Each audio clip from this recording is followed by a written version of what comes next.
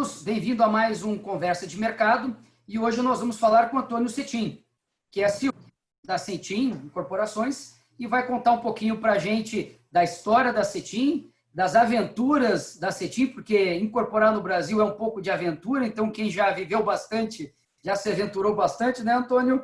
E falar de como que está passando pela crise nesse momento. Mais um grande desafio aí na história da Cetim. Bem-vindo. Muito obrigado, Fábio. É um prazer estar aqui com vocês. Legal. Antônio, a gente sempre tem começado os nossos bate-papos falando da história da empresa, né? O mercado imobiliário, muitas vezes, ele se confunde até com a história das cidades. As empresas que já constroem há muito tempo acabam criando marcas dentro da cidade, né? E a Cetim é reconhecida por ter aí várias marcas que vão do mercado imobiliário de uma maneira ampla, né? Eles, inclusive, passam da incorporação residencial e são mais amplos, entrando no mercado hoteleiro, etc. Queria que você contasse um pouquinho da história de vocês. Você sabe que um amigo meu me disse uma vez que a história era tão triste que se contasse para o carroceiro, o burro chorava, né? Então, a minha história é uma coleção de dificuldades, assim, as mais inusitadas, as mais doloridas. E essa última aqui, eu achei que não ia ter nenhuma mais tão difícil quanto a anterior, né? Que foi a da Dilma. Que foi longa, né? Foi longa, exatamente. Eu não sei o que é pior, né? Se é uma dor média, longa, ou uma dor tão aguda, rápida, como a gente espera que essa seja, tá certo? Não temos certeza. Daqui a alguns meses, acho que a gente vai poder comparar, né, Antônio? Exatamente. Mas, assim, eu comecei de literalmente um começo, sabe, Fábio? Eu tinha um sonho, né? Eu sou de uma origem bastante humilde, sou filho de pais agricultores semi-analfabetos e quando eu vim do Paraná, aí da sua região, eu vim morar em São Paulo com 9 anos, literalmente faltava comida na mesa. E eu olhava aquilo e falava assim,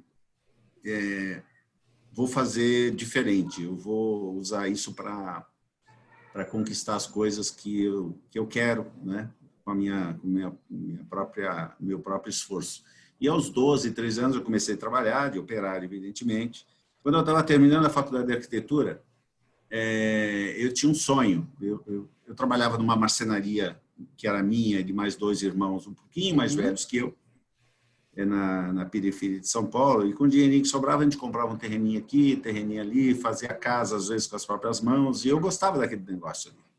Que, de pouco em pouco, de tijolo em tijolo, a gente acabava fazendo uma habitação, aí alugava, tinha uma rendinha.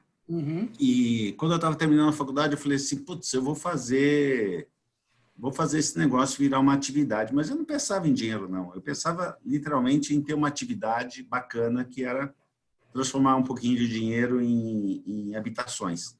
Isso nos começo dos anos 70, começo dos anos 80? Isso foi por volta de 70 e 77.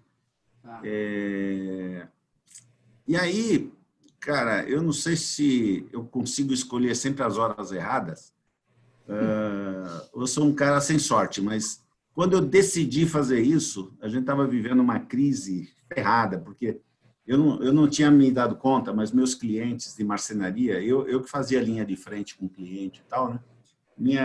Os meus clientes, meus maiores clientes, que eram construtoras, incorporadoras, estavam todos quebrando, estavam vivendo uma crise lascada. E eu, iniciando uma atividade, tudo bem, era uma atividade secundária, porque a gente tinha a nossa marcenaria, que estava indo bem e tal. Mas, quando estava todo mundo quebrando, eu estava começando um negócio.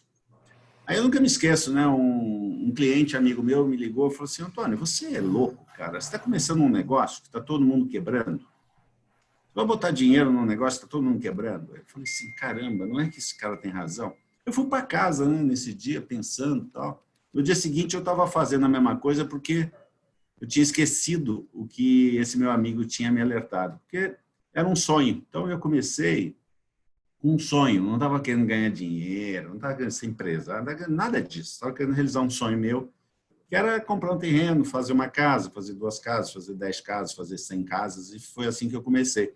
E eu comecei na periferia de São Paulo, fazendo casas que hoje seriam casas para classe média baixa, baixa renda. Mas na época, Minha Casa Minha Vida, mais ou menos? Minha Casa Minha Vida um pouco mais que isso. Mais. Tá certo? Se fosse trazer a parâmetros de hoje, não seriam casinhas de 150 mil, mas seriam casinhas de 250 mil, por aí. Só que não tinha financiamento, Fábio. Eu usava o dinheiro que a gente ganhava na marcenaria, então eu já comprava terreno, ia fazendo as casas. Só que não tinha financiamento para o comprador. Então, um belo dia, lá por volta de 84, 85, eu falei, quer saber? Vou trabalhar para rico. Aí eu vim aqui para a região sul, trouxe meu escritorinho aqui para a República do Líbano em 1983, dia 1º de maio, dia do trabalho. Montei meu escritório numa casa bonita na República do Líbano, porque aí eu podia atender meus clientes de marcenaria em alto estilo e podia começar a fazer minhas coisas na Zona Sul. E aí eu comecei a construir em Moema, meu primeiro edifício, meu segundo, meu terceiro. E eu fazia, naquele momento, empreendimentos para classe média alta. Eu saí da pobreza, que era uma dificuldade incrível, as pessoas não tinham acesso a financiamento, o governo não tinha apoio nenhum à aquisição para baixa renda. Né? Sim, você vendia como sendo simultaneamente o banco. Exato. No final das contas, as pessoas tinham uma prestação com você pelo período acordado, né? Que é muito que o mercado de loteamentos faz até hoje aí pela falta de funding. Era terrível, porque você não consegue, com isso, fazer seu negócio progredir. E essas alturas do calendário, eu estava começando a gostar dessa atividade, porque ela é muito prazerosa. Né? Eu sempre olhei para a minha atividade com um prazer enorme, porque na hora que você entrega uma chave para uma família, é uma sensação de que você está fazendo algo além de um negócio, e você, na verdade, está realizando o conforto, o sonho de um casal, de uma família com filhos, que quer mais filhos. É só você olhar para os dias atuais e ver o que realmente fez grande diferença na vida das pessoas, o que realmente importou para as pessoas. Pouco importa o dinheiro no banco, pouco importa as ações, mas todo mundo se recolheu para o seu lar, para ficar quietinho ali, se preservando da tempestade que a pandemia está produzindo ainda lá fora. Então, é uma atividade muito boa e eu comecei a gostar dela. E aí, então, eu já comecei a ter um pouquinho mais de visão de empreendedor e comecei a fazer meus primeiros edifícios. Ainda naquele momento, mesmo aqui na Zona Sul, eu bancava os empreendimentos, na maioria das vezes, e só os colocava à venda quando prontos. Eu já estava relativamente capitalizado para fazer isso, dentro do meu relativo tamanho e tal, né? Mas foi aí que a Cetim começou a ser reconhecida por uma empresa que trabalha na classe média, média alta, um produto, outro, luxo, etc. Nossa, bacana, eu não fazia ideia, né? Que eu estava conversando um pouquinho antes, Antônio, que justamente uma das coisas que a gente gosta bastante de ouvir essas histórias é que, no final das contas, as histórias de vida marcam mais, muitas vezes, do que, né, um projeto A ou B, etc. Você tem uma ideia? A minha mãe, que acompanha as entrevistas e não entende nada de mercado imobiliário, quando nós publicamos a entrevista do Flávio Zarzur, mandou para mim, nossa, eu adorei a entrevista, adorei a história de homem, né? Então, assim, tem esse sentido realmente, né? Então, quando você está falando que lá no início você queria, não era simplesmente alguma questão profissional no sentido de ganhar dinheiro, evidente que também a gente faz isso para ganhar dinheiro, mas tem o sentido de realização mesmo, né? Não tenha dúvida. Eu acho que quando você volta para casa e volta com uma sensação de estou criando novas possibilidades para você, para terceiros, para os filhos dos terceiros, emprego, renda, melhorando um bairro quando você pega... Eu já peguei terrenos que eram verdadeiros entraves em bairros. Uma vez eu peguei um terreno que era um morro num bairro, era um mini quarteirão, era um morro, o nome do morro era Morro do Piolho, para você ter uma ideia. Então, na zona leste de São Paulo. Então, a hora que eu tirei aquele morro e fiz o empreendimento, o bairro melhorou. Mas você falou uma coisa interessante, me marcou muito mais essa história de como a coisa foi sendo conduzida. E não foi sendo conduzida por mim, eu não sou nenhum carola não sou nenhum religioso, mas essa coisa até aqui foi conduzida por alguém que foi me dando alguns insights, que foi me levando, e não existem grandes planos. Muita coisa que eu fiz até hoje não foram grandes planos, grandes planejamentos, e sim algumas vontades, alguns insights, algumas sensações, algumas conversas de corredor que me acabaram por levar a certas coisas, né? E por isso nós estamos aqui hoje falando. E quando que a Cetim passou a ser uma empresa que caiu na boca das pessoas? No seguinte sentido, quando ela ficou conhecida, qual foi o momento onde você percebeu que você estava mexendo, já modificando a vida de tantas pessoas, em que o próprio mercado passou a reconhecer a Cetim, né, como uma empresa referência? O Fábio, quando o Collor assumiu em 90, né, para o tamanho da minha empresa, eu era totalmente líquido, assim. Eu lembro que eu fazia contas e falava, bom, se eu não vender por um ano, a minha empresa continua tocando as obras sem nenhum problema. Então, a minha preocupação naquele momento era muito mais produzir, ter a mão de obra e os prazos adequados, do que vender. Uhum. Aí veio o Collor e tomou toda a minha liquidez. De muito líquido, eu passei a ser totalmente líquido. Não tinha dinheiro para fazer a folha de pagamento dos meus funcionários, porque ao invés de me pegar endividado, me pegou com liquidez. Então, aquele plano foi muito bom para quem estava endividado. Naquele momento, eu falei, bom, preciso fazer alguma coisa que me preserve em planos como malucos como esse, né? Que me preserve uma parte do patrimônio que eu conquistei até aqui. Então, eu comecei a procurar coisas que fossem reserva de valor. E aí eu comecei a me interessar por hotelaria. E comecei a empreender meu primeiro hotel, que foi, hoje é o Pullman Ibirapuera, ali em frente ao Parque Ibirapuera. Uhum. Logo em seguida, um ano após, eu comecei a fazer o primeiro Ibis, que fica na Marginal do Tietê, ali na Ponte da Casa Verde. Aí depois eu trouxe o primeiro Fórmula 1, que hoje mudou, Uhum. o nome chama-se Ibis Budget, ali na Igreja do Paraíso, em São Paulo. Nesse momento que eu comecei a aprender hotelaria, a hotelaria era uma atividade muito familiar, muito escassa, né? Não existiam Faltava hotéis de hotelaria. bandeira, por assim dizer, né? Não tinha praticamente. Então, De família mesmo. naquele momento eu trouxe o primeiro Mercury, que chamava Grand Mercury, hoje chama Puma, primeiro Ibis, primeiro Fórmula 1. Eu trouxe 5, 6 bandeiras inusitadas para o Brasil. E aí eu comecei a aprender esse negócio, comecei a fazer hotéis, inclusive, para o Grupo Accor, que é quem detém essas bandeiras, né? Eles são operadores. Eu fiz 5 hotéis para eles, e eu comecei a pensar se eu não poderia fazer incorporação imobiliária em hotelaria. Depois de muita luta jurídica para se chegar num formato seguro, para que o hotel fosse erigido, vendido e operado sem quebra de contrato, eu fiz o primeiro lançamento hoteleiro, que hoje é chamado de Condotel. E aí eu incorporei dezenas de Ibis Budget, Novotel, Mercury.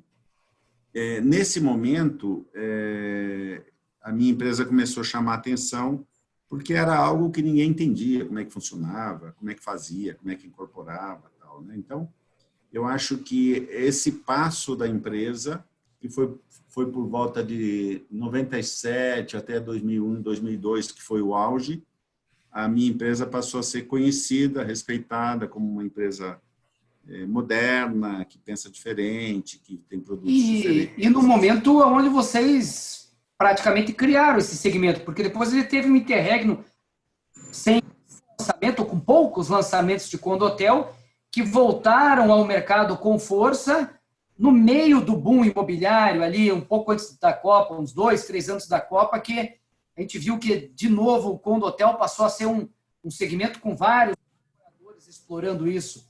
Vocês já estavam fazendo anos antes, quase? Sim, quando eu lancei o primeiro Condotel, não existia a figura Condotel, existia flat. O flat é uma figura híbrida de residência com um pool de operação, mas é um produto muito complicado quando ele envelhece, quando tem conflito de quem mora, com quem se hospeda, não tem rejuvenescimento do produto, ele acaba criando um grande problema. O Condotel não, o Condotel é uma figura muito sólida em termos jurídicos, não tem esse tipo de conflito de investidor com morador, etc. Então, nós fizemos o primeiro Condotel, efetivamente, nós inauguramos essa era. Acho que essa figura, se o Brasil não é o único, um dos poucos que existe, né? O desenvolvimento hoteleiro brasileiro, ele se passou com o advento do Condotel. Do Condotel. E aí depois teve uma oferta muito grande, muita gente começou a fazer esse produto, veio a crise da queda das torres, onde o turismo internacional arrefeceu muito, em 2001. Então, parou-se de ofertar novos quartos. Depois, o Brasil retomou seu crescimento. Em 2007, 2008, a hotelaria voltou a ser muito bom negócio. Em 2010, mais ou menos, a gente voltou a ofertar esses produtos. Em 2014, 15, a gente também já estava entregando os últimos empreendimentos lançados. Eu acho que agora esse ciclo só deve retomar daqui uns 5 anos, talvez antes, se realmente o nosso ministro Paulo Guedes conseguir colocar o Brasil num crescimento em V, né? Uma coisa que, falando dessa história dos flats, que sabe, Antônio, primeira coisa que eu conheci e ouvi falar quando eu comecei a trabalhar como consultor na área de mercado imobiliário, há 17 anos atrás, que é o que a empresa tem, era a história dos flats, né? Os flats eram um negócio que ficou tanto na moda que daí tinha tanta empresa lançando que acabou gerando excesso de oferta. Em Curitiba, teve inclusive uma empresa aberta chamada Curitiba Flats, né, etc., que só ela já colocou na época Curitiba, do começo, da metade dos anos 90, eles lançaram 5, 6. Né? E houve um excesso de oferta, rentabilidade, e bem esse ciclo que você falou, que no começo vai bem, mas depois começa a envelhecer, não se reforma mais, porque o proprietário o residente não quer ficar gastando na manutenção, e aí já não consegue mais ter o ticket adequado para o posicionamento, aí tem que mudar, fica realmente um pouquinho complicado, mas independente disso, a gente vê que o nosso mercado é de excessos e escassez, né? É quase que é inevitável. É assim com sala comercial, é assim com apartamento compacto, é assim com quase tudo. A gente é um mercado que gosta de repente, ter uma avalanche. Todo mundo quer lançar as mesmas coisas nas mesmas regiões. Nosso mercado, ele é meio sem imaginação, né?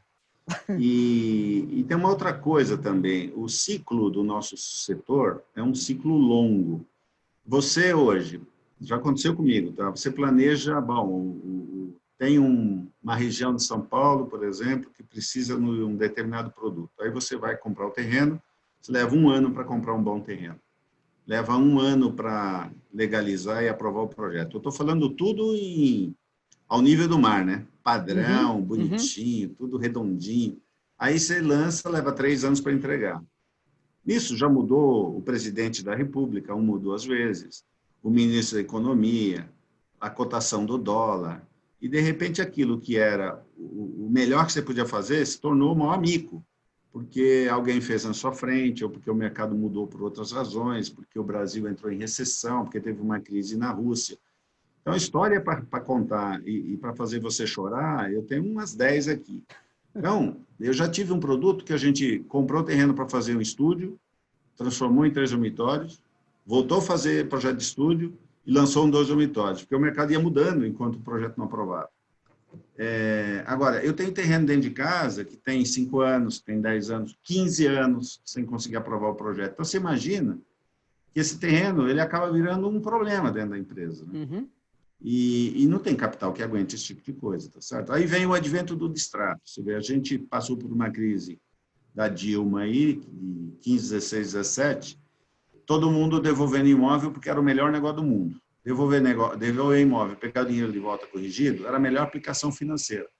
Só que transformou empreendimentos vendidos 80%, 90%, 100% em empreendimentos com 50% de estoque. A hora que você tem estoque, você tem que vender mais baixo. A hora que você vende mais baixo, o cara que comprou quer devolver. E é um ciclo vicioso que destrói sua empresa. Então, a nossa atividade é uma atividade que não tem barreira de entrada, de altíssimo capital, mas de uma fragilidade jurídico-comercial enorme. Por isso que você vê tantos incorporadores que viraram pó, né? Das empresas que fizeram abertura de capital, 2005, 2006 e 2007, 20 e poucas empresas, sobraram 6 ou 7, o resto sumiu. Você pensou em abrir capital?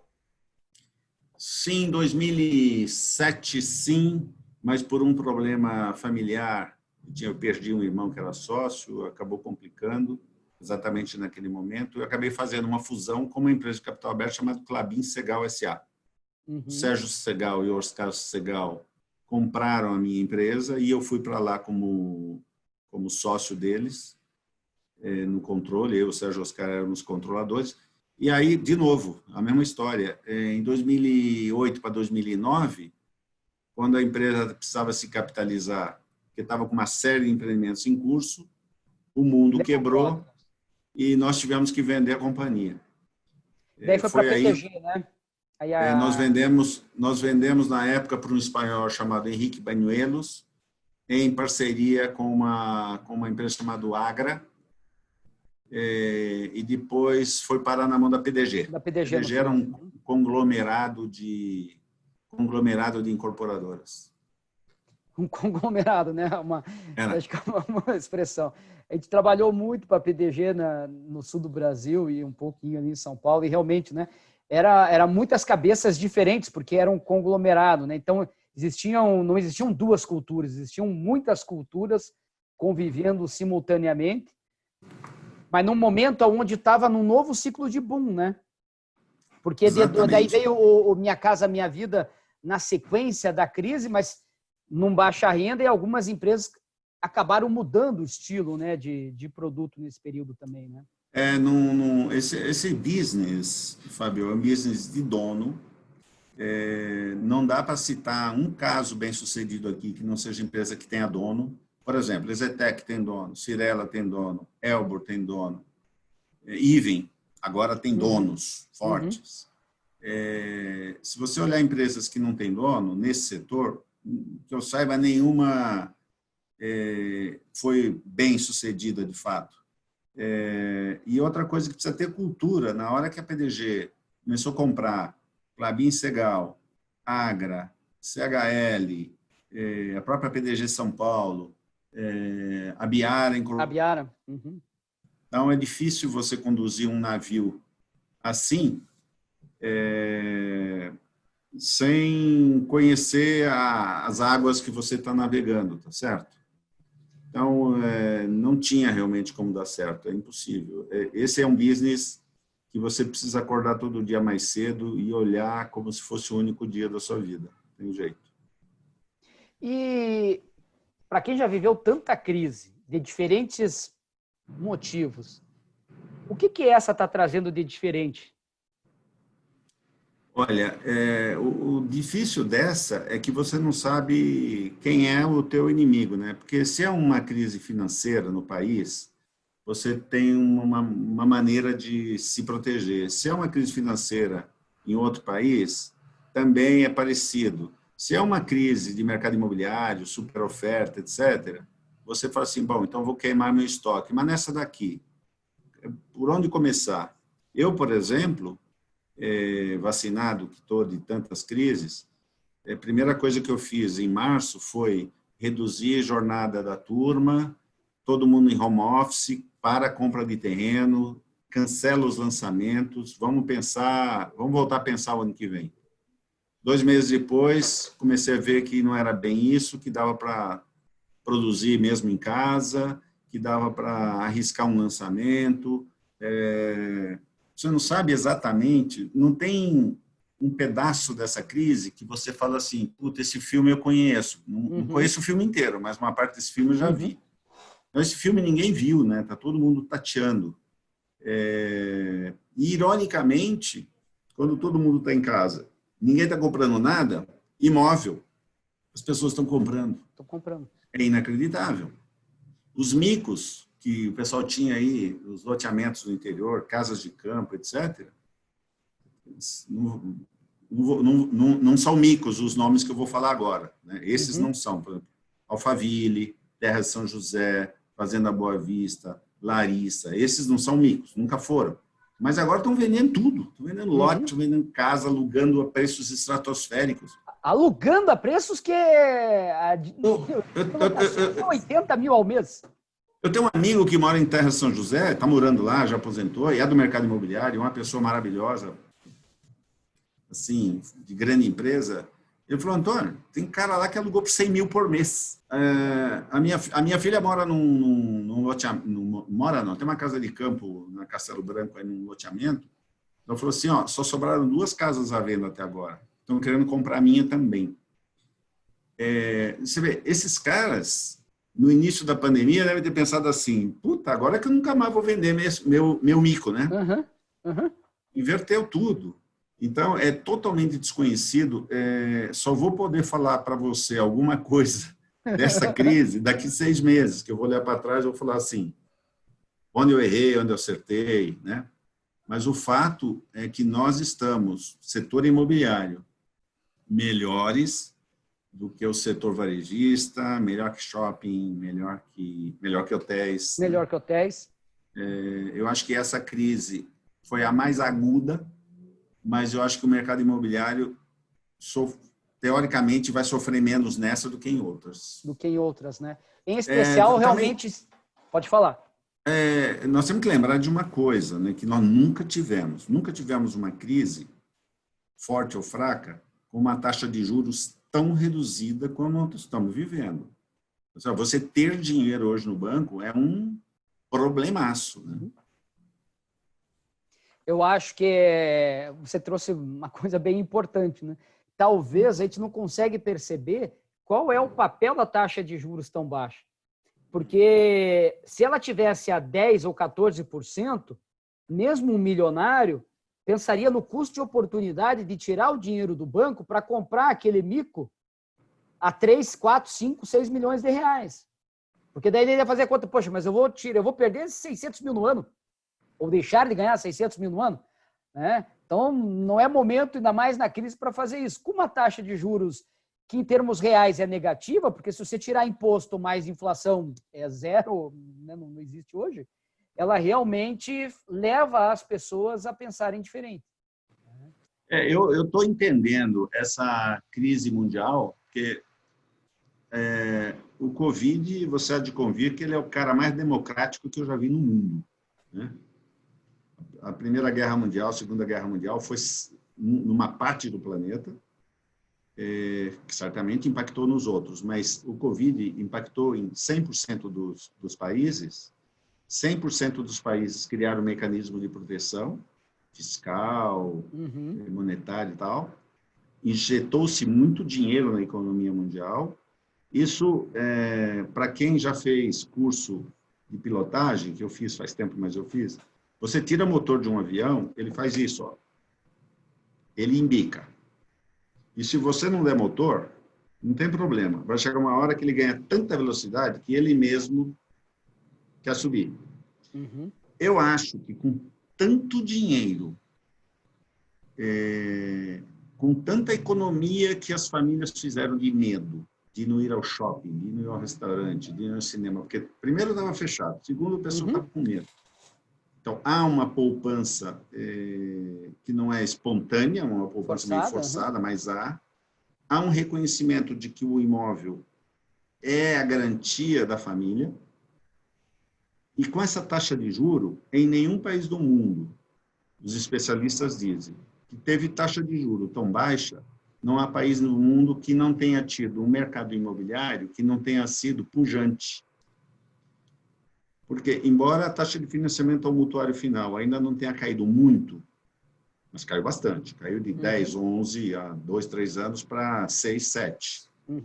Mas o cara que tem dinheiro no banco também se vê obrigado a comprar um imóvel Porque se der tudo errado e o aluguel for 4%, 5%, já é 200% CDI. Uhum. Né?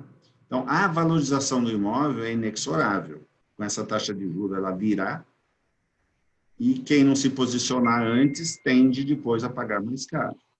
Essa é a lição de outros países. Né? E como que nós podemos fazer, Antônio, para captar esse pequeno investidor ou médio investidor que compraria 1, 2, 5, talvez 10 imóveis ao longo de alguns anos para fazer essas carteirazinhas de locação, mas tentando evitar o risco de superoferta? Porque no Brasil parece que o produto de investimento para esse pequeno poupador sempre foi algum produto muito específico. E daí, portanto, ele é ao mesmo tempo um produto de nicho que tende a gerar uma superoferta. Aonde o grande mercado, que é o 2 e 3 dormitórios, a gente não lança nada para investidor, né? Ou é pouco que o investidor compra. Então, é sala comercial. Aí é um monte de sala comercial entrando tudo junto no mercado. É flat, é condotel. E agora nós estávamos vivendo a era dos ultracompactos, né? Não eram nem dos compactos, era menor que um... Quantos metros tinha um quarto do Fórmula 1? 11, 12? 13, né? 13. Uhum. Então, nós já estávamos na era que um quarto de Fórmula 1 era 30% maior do que alguns imóveis definitivos. Então, aí estava meio desproporcional, né? Então, mas, ô, Fábio, sabe o que eu acho? Eu acho que existe um conjunto de problemas. Uma delas, o incorporador ele é tão fragilizado no país de mudanças de regras. A única coisa certa no Brasil é que nada está certo. Tudo é mutante. Você tira um alvará, o Ministério Público cancela seu alvará. Uhum. Você faz um empreendimento, você não tem habite porque o fiscal decidiu te sacanear. Nada nesse país é certo. Mesmo que você siga as regras, a regra muda na hora de bater o pênalti. Então, os incorporadores tentam salvar a sua pele. O país não tem um crescimento. Quando é que o Brasil cresceu 5 anos seguidos? Eu acho que só na época dos militares. Né? Com o Lula, nós crescemos 9, 10, 11, 12, em 13 começamos a descer. Então, se a gente não tiver um país que cresça continuamente, que não seja muito como a China, mas que seja 2, 3%, mas que seja contínuo de maneira que você acorda de manhã e fala assim, filho, daqui 2 anos, daqui 3 anos, vamos comprar um barco, nós vamos para não sei onde, eu vou comprar um helicóptero. Cara, do jeito que você hoje pode falar assim, o ano que vem eu compro um barco, o ano que vem você vai vender sua casa para pagar a conta da tua empresa. Nós não temos um país em que a gente tenha um planejamento, como, por exemplo, o Guedes está tentando fazer agora. Privatizar empresas deficitárias, criar mecanismos de redução de despesas públicas. Você vê que todos nós nos adaptamos, Fabio. Tenho certeza você na tua empresa, eu na minha casa, né? Cortei tudo que eu pude cortar. Estou com a mulher brava, mas cortei o que eu podia cortar. Mas o poder público, ninguém reduziu o vale-refeição do funcionário público. Não estou falando do coitadinho de 1.000, 2.000 reais. Estou falando dos caras que ganham 30, 40, 50, 100 mil reais por mês. Eles não aceitaram. Então, se você não tiver um país que cresça, nós vamos continuar tendo incorporador, que um dia faz estúdio, outro dia faz 4 dormitórios, no outro dia faz hotel, no outro dia faz loteamento. São oportunistas por sobrevivência. Com tudo isso, metade fica pelo caminho. Né? Empresas com 42 anos como a minha, tem Exetec, tem Cirela, tem Cetim, tem Rossi que quebrou, tem Gafisa que quebrou 2, 3 vezes. Então, é complicado você ter empresas especializadas. Eu sou especializado em hotelaria. Porra, de 5 em 5 anos é uma puta crise. Você tem que mudar. Eu tenho que mudar. Então, antes de mudar, já estou com o pé em cada canoa. Né? Você acha que o segmento de locação multifamiliar, né? O famoso multifamily que tem nos Estados Unidos, que é um prédio inteiro para locação, mas é um prédio familiar. Às vezes você tem 1, 2, 3 e 4 quartos misturados. Você vai em Nova York ou em São Francisco, você tem prédios de 25 a 250 privativos no mesmo condomínio, todos para locação. Você acha que a gente está maduro para esse tipo de produto agora no Brasil? Sim, acho. Já tem empresas que começaram a fazer isso. Eu conheço 2. Já são empresas parte com fundo estrangeiro. Eu, por exemplo, vendi recentemente um estoque meu para um fundo americano. Acabei de receber uma oferta hoje, bem abaixo do que eu preciso, mas de qualquer forma é uma oferta para um estoque de 2 dormitórios na Zona Oeste de São Paulo.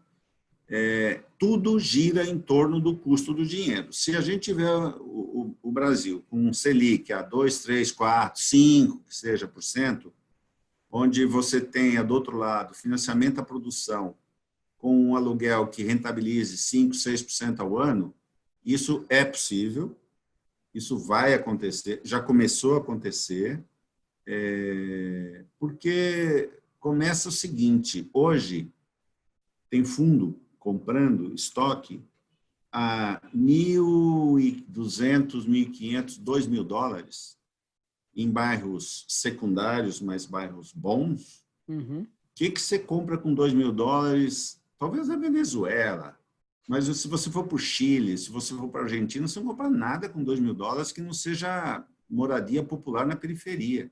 Eu nunca me esqueço, Fábio, só para te dar um parâmetro. Em 2010 eu fui para Miami passear e acabei comprando um apartamento. Estava muito barato. Em dólares, estava exatamente, a hora que convertia o preço lá em dólar para real, estava exatamente o preço do metro quadrado de lançamento na Moca.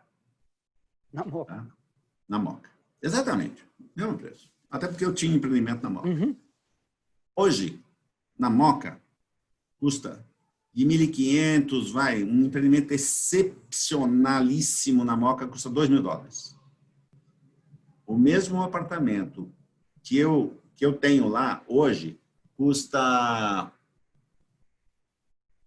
o dobro em reais. O dobro. E o mercado em Miami não está essas coisas, não. Teve uma super oferta. 2008, 2009 caiu. Depois cresceu. 17, 18, com super oferta começou a cair. Então, assim, o dobro. Então, alguma coisa mudou. Ou Miami está super valorizado, não está, porque o preço caiu, ou a Moca está de graça. Então, hoje, um apartamento, 2 dormitórios, 3 dormitórios, num bairro como Barra Funda, por exemplo, que é um bom bairro, mas vamos melhorar. Perdizes. $2.100, $2.200 o metro quadrado. Vamos extrapolar. Vila Nova Conceição. $4.000, $5.000 o metro quadrado. Nós estamos falando de São Paulo, bairro chique. Que é o topo, né? Não é o mais caro de produto, mas enquanto média de bairro, é eu tenho uma 4.000... Eu tenho uma ex-funcionária que foi morar em Paris. Está em Bruxelas, quer voltar para Paris, está tentando comprar um apartamento na periferia da periferia de Paris. €6.000 metro quadrado. Então, alguma coisa está errada, e eu acho que está errado no Brasil. Né? Ou o dólar vai mudar de patamar para baixo, vai cair de 5,20 para 3,5, 3, ou os ativos no Brasil estão muito baratos. E eu acho que a taxa de juros que vai ajudar justamente a empurrar isso para cima, pela mudança da composição da carteira. Não tenho dúvida disso. Não tem jeito. É o caminho, é por aí. Eu acho que essa taxa de juros não sobe tão cedo. A pandemia veio, inclusive, para postergar essa possibilidade. Eu não vislumbro, seguramente, taxas de juros, de novo, de 2 dígitos no Brasil. É improvável alguém imaginar quando poderá ter. Acho completamente improvável. A menos que a gente tenha aí uma esquerda burra de volta governando esse país, né? Sabe lá. Mas ainda assim teria que fazer muita tragédia, porque eu acho que a gente, enquanto juros, a gente está conseguindo perceber que dá para ficar com juros baixos. E de produto, Antônio, Você é daqueles que acha que vai mudar muita coisa no produto e que tudo vai mudar e que vamos ter um novo normal, um novo estilo? Ou você é daqueles que acha que estão exagerando demais nessa onda de que a forma de morar vai ser radicalmente nova no futuro? Sabe esse negócio que o pessoal fala em novo normal? E está parecendo mais aquela coisa do noivo e a noiva no altar no dia do casamento. Felizes para sempre, até que a morte os separe, etc. Não, a vida não é assim também. Cara, a hora que vier a vacina, o que eu mais vou querer, cara, me arrependi tanto de não ter viajado mais. Hoje, exatamente hoje, era para eu estar lá em Montreux, num super show que acontece anualmente lá, puta, jantares, almoços, e pior, né? Estava de convidado nessa. Bom, a hora que tiver a vacina, cara, eu vou querer viajar para caramba, sair para restaurante de montão com a minha mulher, beber, curtir. Eu acho que muita coisa melhorou, né? Hoje a gente faz aprovação virtual na prefeitura, a gente faz registro de contrato virtual, a gente faz venda, a gente faz stands. Melhorou muito. Eu acho que a gente trouxe tecnologia de 5, 10 anos para, em 60, 90 dias, está tudo implantado, tudo funcionando. Eu acho que isso melhorou muito. A questão burocrática, de maneira geral, talvez seja o legado para o mercado imobiliário, né? Eu não Porque tenho dúvida. Até os cartórios que Estão nós sabemos aceitando. estão aceitando. Sim, nós estamos fazendo um protocolo de registro, de escritura, tudo virtual. Eu acho que isso veio para mudar. Eu acho que essa questão do home office parcialmente está implantado. Agora, eu não acredito numa empresa que vá 100% para casa, cara. Hoje eu almocei aqui com 3 pessoas da minha empresa e em 1 hora de almoço a gente trocou ideias importantíssimas que pelo Zoom não ia ter a mesma relevância, o mesmo calor, o mesmo comprometimento. Eu acho que nós nascemos para viver em comunidade. Eu acho que nós nascemos para trabalhar em parceria. A gente aprendeu na escola a trabalhar em grupo, fazer trabalho em grupo. Eu acho que o ser humano precisa estar num restaurante badalado, cheio de gente, mostrar para os amigos o carro novo, mostrar para os amigos a namorada nova bonita, o vestido. Que graça tem uma mulher comprar um anel novo, um vestido bonito e ficar mostrando pelo Zoom? Então, eu acho que vai mudar muita coisa, eu acho que o mercado corporativo vai sofrer no primeiro momento. Eu acho que o mercado de residencial, como é o meu, vai se dar bem nesse primeiro momento. As pessoas falam assim, mas agora todo mundo vai querer um apartamento maior, com um espaço para home office. Legal. Eu queria fazer uma perguntinha. Quem vai pagar? Essa eu acho que é das coisas mais... Eu conversei hoje com uma jornalista de manhã, ela estava falando que as pesquisas estão indicando que apartamentos com quartos maiores têm mais procura na internet. E eu perguntei para ela, quando não tiveram, né? A gente sempre gostou de quarto pequeno, apertado. Todo mundo vai querer um 4 dormitórios, mais um home office e uma piscina no térreo que para tomar sol. Legal. Mas de quem seria mesmo essa conta aí, né? Então, sabe, é muito legal, mas tem limite. Então agora estúdio é muito pequenininho, não dá para fazer quarentena no estúdio não vai ter mercado. Mas espera aí, você vai falar para um moleque de 20 anos que ganha 2 mil, 3 mil por mês, que ele vai morar num 2 dormitórios, pagar 5 de aluguel? Você vai alugar para um estudante que está dividindo até o café com a namorada, que ele vai morar num apartamento grande? Porra, tudo tem um pouquinho de exagero nesse momento. Eu acho que o novo normal ele vai estar mais parecido com o normal antigo do que com algo tão radicalizado. Pode ser, se o Brasil voltar a crescer fortemente e a gente gerar novos empregos, novas rendas, etc., que a gente consiga alcançar assim, um mercado um pouco mais generoso, uma taxa de juro menor, o cara consegue acessar mais financiamento, cabe no bolso, que as pessoas vão procurar, sim, espaços mais generosos. Agora, coisas imediatistas, que eu acho que você até comentou, que eu acho que vai valer a partir de mês passado. Você tem uma portaria com um bom espaço para delivery? Você tem um elevador, de repente, de serviço que possa, sei lá, subir e descer mais rapidamente as entregas? Você tem 2, 3 espaços de home office no térreo? Porra, então vou comprar esse apartamento seu aí, se não custar mais caro. Se não custar mais caro. Perfeito. Uma coisa que eu acho bem importante nesse processo, eu tenho falado com as empresas, veja, se nós pensarmos um monte de diferenciais para o pós-pandemia, para que esteja tudo melhor, mas tivemos que cobrar o preço justo deste melhor, ou do que seria, não vamos vender, a gente vai ficar com o produto empacado, porque a gente vai olhar para o projeto lá, vão ter aqueles que vão passar no bolso facilmente, como sempre tem, mas normalmente o cara vai falar, poxa, eu não vou poder ter essa portaria diferente, eu não vou poder ter o coworking dentro do prédio, eu não vou poder ter a piscina bacana. A questão do preço é fundamental. Então, eu acho que a gente também tem uma missão como incorporador. Eu acho que a taxa de juros ajuda nisso, porque o segmento que é intensivo em capital, né? E é engraçado que eu acho que só nós trabalhamos no mercado imobiliário sabemos que construção civil é intensiva em capital e não em mão de obra, porque se olha que as pessoas, todo mundo acha que é intensivo em mão de obra, né? Ou em matéria-prima e não em dinheiro, né? Quando o mais intensivo é em capital, isso ajuda, portanto, mas eu acho que talvez ajude num outro negócio, Antônio, que para o mercado de lançamentos é fundamental. Não faz sentido econômico ter que entregar um projeto que poderia ser feito em 18 meses, entregar em 36 ou 42, para fazer caber no bolso a parcela durante a obra. Isso é uma ineficiência brutal, né?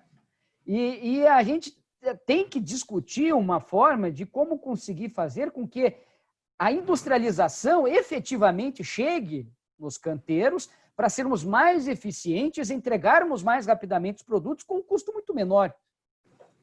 Você sabe que eu vivia uma dualidade enorme na minha época de hotelaria, porque eu, 20 anos atrás, já, 97, 98, eu já fazia empreendimentos hoteleiros com industrialização igual ou superior aos americanos e europeus. Eu produzia banheiros e entregava na obra prontos, fachadas pré-fabricadas na indústria, sistema de instalações vinha pré-pronto, paredes de drywall, era uma indústria. Eu peguei um terreno uma vez em Piracicaba, na entrada de Piracicaba, e fiz um hotel. Peguei o terreno e entreguei o gerente funcionando em 8 meses. A obra, fundação, decoração, 8 meses. E lá é entregando com decoração, né? Você tem mais com decoração. Hotel, eu fiz um hotel que é até um dos hotéis nossos, o Ibis da Marginal do Tietê, na Ponta da Casa Verde, 286 quartos, em 13 meses decorado. Agora, isso tudo é fluxo de caixa. Hotel, quanto antes você entrega, melhor. Melhor, você traz o caixa para dentro. Uhum. Aí, do outro lado, eu tinha aqui dentro da empresa empreendimentos residenciais com 36 meses de entrega. Aí meu pessoal falava assim, mas Antônio, porra, a gente leva 36 meses. Eu falei assim, tá bom, arruma dinheiro para a gente fazer em 12, 15 meses, né? E arruma financiamento para o cliente e financiar 90%. O banco quer financiar 70%, 80%, no máximo. O cliente não tem dinheiro, você tem que tirar do bolso dele. Puta, o cara tem que vender carro, o cara tem que pedir dinheiro para o sogro, o cara tem que pagar 20%, 25% em 36 meses, já não consegue. Se você quiser em 12, 15, não tem jeito. Não tem jeito. Só tem uma alternativa. Os bancos começarem a se sentir seguros, ter uma taxa de juro boa, para que os bancos se arrisquem a fazer um processo parecido com o que a Caixa Econômica faz, que é o repasse na planta, onde a Caixa financia a sua produção desde o instante zero, na hora que ela te paga a prestação, ela já está devolvendo tua obra, teu lucro e teu terreno simultaneamente. Só que os bancos não aceitam fazer esse processo. Então, nós estamos no feijão com arroz, captando aí a poupança do cliente em 36 meses. É ineficiente, a obra fica mais cara, o giro, a sua TIR sofre, mas é o único jeito que tem como fazer, né? E você pode ver, não é uma questão de inteligência, porque você pega um Eli Horn da vida, um Flávio Zarzur da vida, que são empresas fortes, capitalizadas. É o único jeito que tem para fazer. É triste. Mas isso também é fruto de um país que não tenha um crescimento constante. E veja, né? Olha, não, é absurda a diferença. Nós estamos, eu acho, eu sou economista de formação, né? E sempre comentei muito a questão da taxa de juros, né?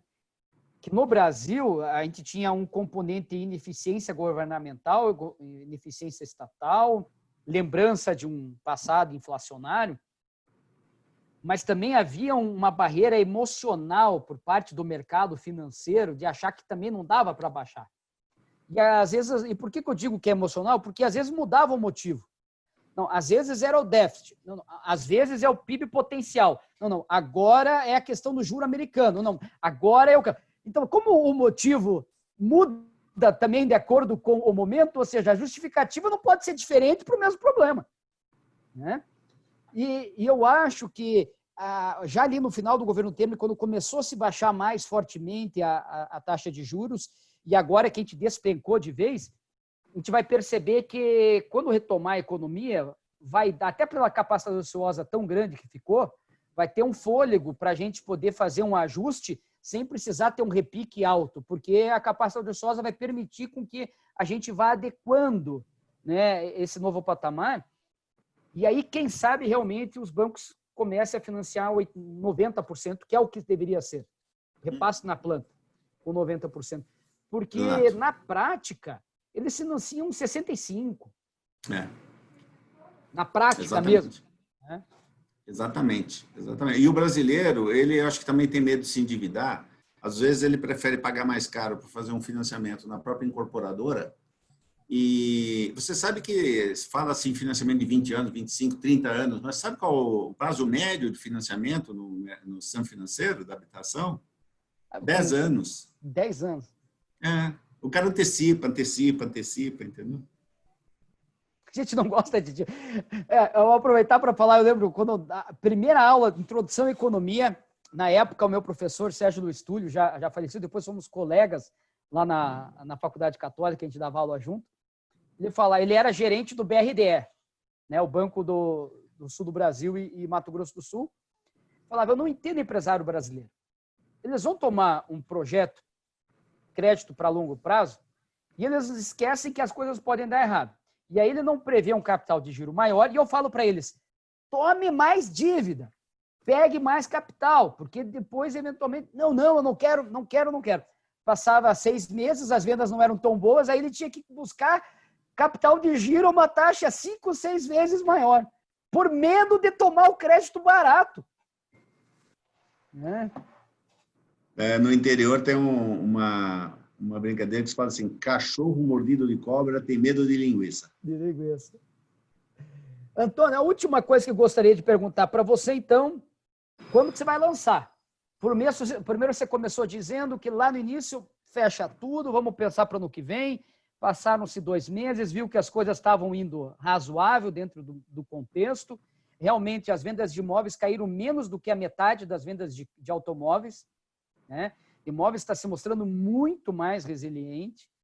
E você vai lançar, então, esse ano ainda? Como é que está o planejamento? Então, em março, quando tudo começou, eu tomei uma decisão aqui, falei assim, olha, tudo que vai lançar nesse semestre, a princípio, não acredito, mas a princípio, joga para o segundo. E tudo que vai lançar no segundo, relaxa, deixa correr solto, joga para o ano que vem. Tudo que eu ia lançar no primeiro semestre, eu vou lançar agora no segundo, começando agora, já fizemos um meeting totalmente virtual, foi muito bem, tiveram 1.100 corretores nesse meeting, estamos colecionando propostas para começar a assinar, se tudo der certo agora dia 20, tudo indica que vai bem. É um empreendimento grande, num terreno icônico, mas no centro de São Paulo, na Praça da República. ao lado, exatamente ao lado de um outro que eu entreguei. Um empreendimento, esse que eu entreguei é um empreendimento muito sofisticado e esse segundo também é um projeto muito diferente. Esse segundo, ele forma Como que é o nome desse conjunto, que vai ser lançado agora? ele forma um conjunto arquitetônico com o outro. O outro chama-se Downtown República, esse chama-se Downtown Nova República. É o último terreno importante do centro, na Praça da República. Uma vista espetacular. Vista de 360 graus. O segundo é um empreendimento na Vila Mariana, que tem apartamentos de 3 e 4 dormitórios, e esse é o segundo. E o último é um empreendimento na Rua Pamplona, pertinho da Paulista, são estúdios. E os que a gente iria lançar no segundo semestre, então, ficam para o primeiro semestre do ano que vem. Começo ano que vem. Exato. Olha, Antônio, desejo um super sucesso nesses lançamentos. Daqui a uns 15, 20 dias eu vou te mandar um WhatsApp para você me contar como é que foi o lançamento do Nova República. Com prazer, com prazer. Esse empreendimento é o nosso 8º empreendimento no centro. Todos empreendimentos que eu poria sem nenhuma vergonha na Rua Oscar Freire. Tá? Todos. Muito caprichados. Alguns... ao lado do que estou lançando agora, tem um painel do TOSI de 30 metros de comprimento por 3 de altura em vidrotil, que ele sai numa empena da rua e vai para dentro do lobby do empreendimento. Pé direito triplo no térreo. Então, assim, o que eu tenho feito no centro, eu tenho feito coisas... eu não sou predador do centro, eu sou um incentivador, porque eu gosto e eu acredito que muito demorado, mas a gente está progredindo para ter um centro decente. Legal. Graças aos incorporadores que arriscam, né, muito dinheiro para desenvolver e lançar um empreendimento como esse. Né? Exatamente, exatamente. Nossa, muito bacana. Pessoal que assistiu, por favor, não esqueça de se inscrever no nosso canal, marque a entrevista e passe para todo mundo, porque mais do que uma história de sucesso de uma empresa, você falou, Antônio, no começo que você era um azarado, mas olha, é bom ser azarado como você, porque é uma história com 60 e poucos anos, com muita coisa para contar. É que no Brasil não é fácil mesmo, você mesmo falou, mas dizem que o que importa são as marcas que nós deixamos, né? Com certeza você deixa bastante marca, Antônio. Espero que logo, logo teus filhos, ou pelo menos algum deles, né, possa estar acompanhando você, porque eu concordo, empresa de corporação tem que ter dono, então tem que pensar na sucessão também. Eu já tenho uma filha que está comigo há 20 anos. Legal. Então, Antônio, brigadão. Muito obrigado. Um grande abraço a você e a todos. Também. Tchau, tchau.